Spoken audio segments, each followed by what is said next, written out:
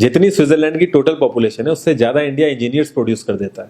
उसके बाद भी रिसर्च एंड इनोवेशन में स्विट्जरलैंड नंबर 1 पे है। इंडिपेंडेंस के बाद से रिपब्लिक ऑफ इंडिया ने 0 नोबेल लॉरियट्स प्रोड्यूस किए इन साइंस।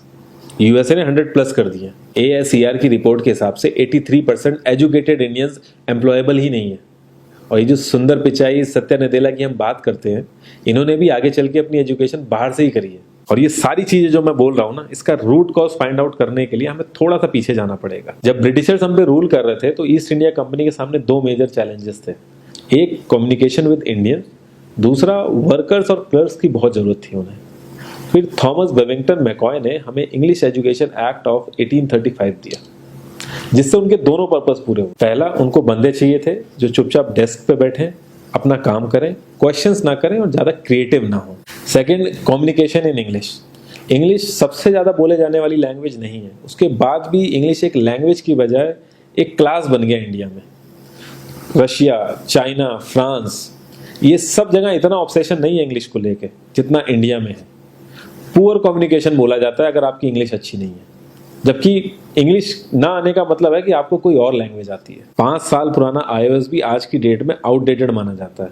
लेकिन इतनी इंपॉर्टेंट चीज हमारा एजुकेशन सिस्टम आज भी बस थोड़े से चेंजेस के साथ ऐसे ही चल रहा है। हमारे एजुकेशन सिस्टम में रटने का कंपटीशन होता है, जो ज्यादा रट लेता है उसके ज्यादा मार्क्स आते हैं।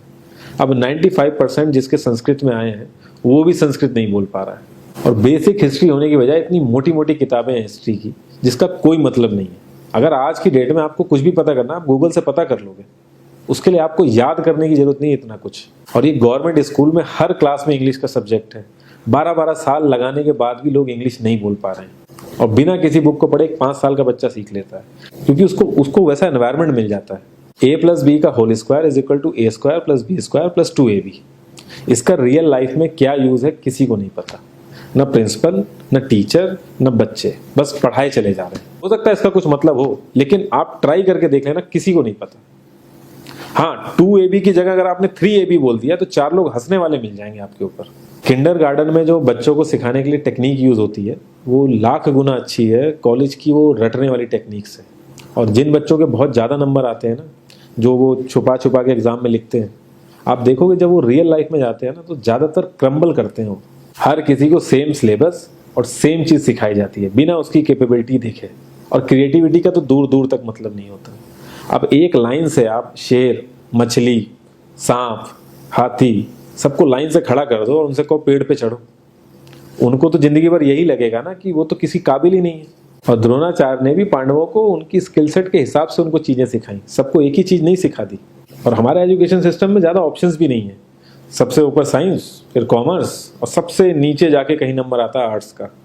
आर्ट्स लेने वाले को तो लोग इतना हल्के में लेते हैं जैसे वो किसी काम का ही नहीं है। हर माँ बाप को तो इंजीनियर या डॉक्टर ही बनाना है। कॉलेज वाले अगर एक्स्ट्रा कोर्स रख भी देते हैं तो माँ बाप एंट्री नहीं कराएंगे, तो वो सारा पैसा बर्बाद होगा कॉलेज का।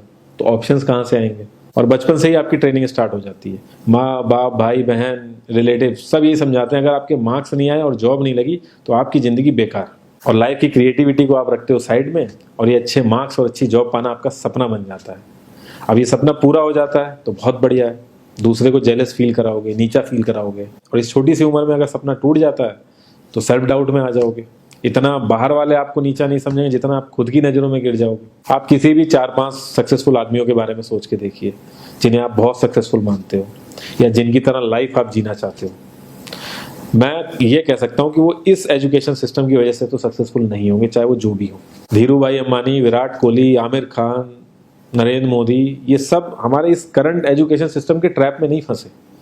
इन्होंने खुद सीखा, खुद एजुकेट हुए और खुद आगे बढ़े। किसी कंपनी के सीईओ को अगर ये कहा जाए कि आप अपनी कंपनी के सारे डिपार्टमेंट में इंटरव्यू दीजिए, तो कोई गारंटी नहीं है कि वो सारे डिपार्टमेंट के इंटरव्यू निकाल लेगा।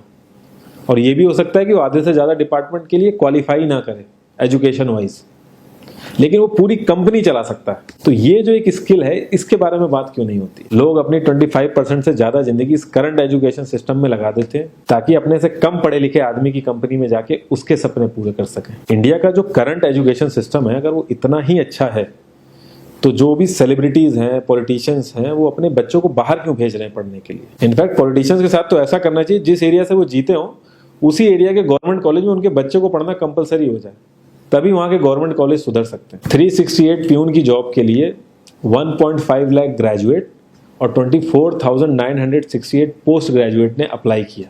मैं IAS PCS की तो बात नहीं करता हूँ, वो तो एक पैशन की बात होती है, लेकिन कुछ लोग 5-5, 6-6 साल से तैयारी कर रहे हैं कि कोई भी गवर्नमेंट जॉब मिल जाए उन्हें।